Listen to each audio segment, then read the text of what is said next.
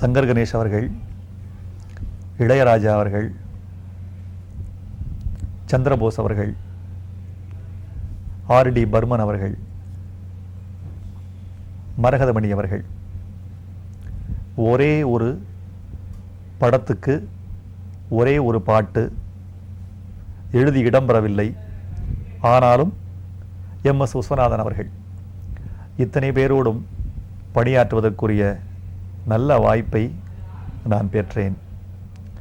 இதில் என்ன ஒரு மகிழ்ச்சியான செய்தி என்றால், ஏவிஎம் நிறுவனத்துக்குள் எந்த ஒரு தொழில்நுட்ப கலைஞன் வந்தாலும் தன்னுடைய முழு திறமையை காட்டி வெற்றி பெற வேண்டும் என்று நினைக்கிறார். இந்த நிறுவனமே அவருக்குரிய உற்சாகத்தை கொடுக்கிறது, அதற்குரிய வாய்ப்பையும் அவருக்கு வழங்குகிறது.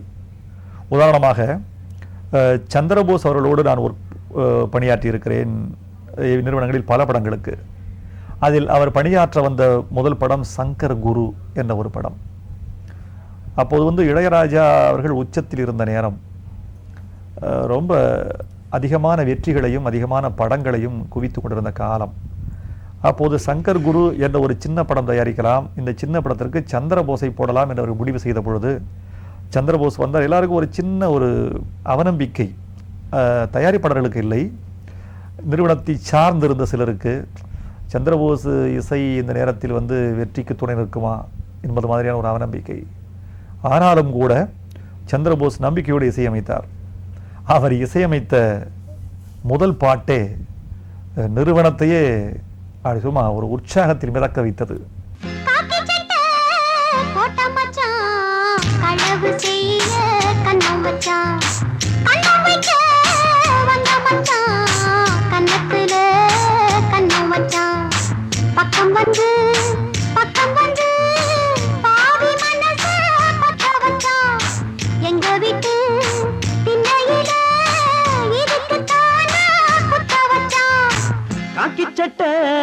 போட்ட மச்சான் களவு செய்ய கண்ணம் மச்சான், கண்ணம் வைக்க வந்த மச்சான், கண்ணத்துல கண்ணம் மச்சான்,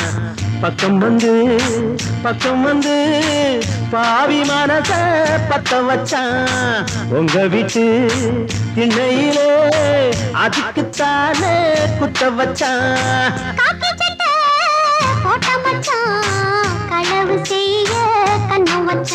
விளக்காணச்சா விவர என்ன ஒத்திக பார்த்தா தப்பு இல்லை,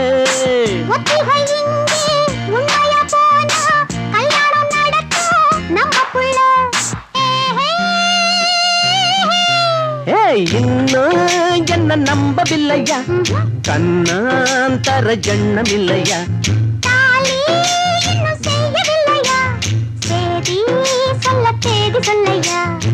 காக்கி சட்டை போட்ட மச்சான் களவு செய்ய கண்ணம் வச்சான்,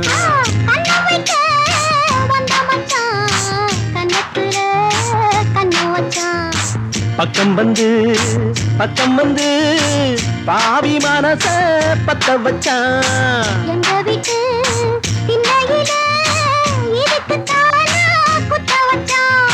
காக்கி சட்டை போட்ட மச்சான் களவு செய்ய கண்ணம் வச்சான்.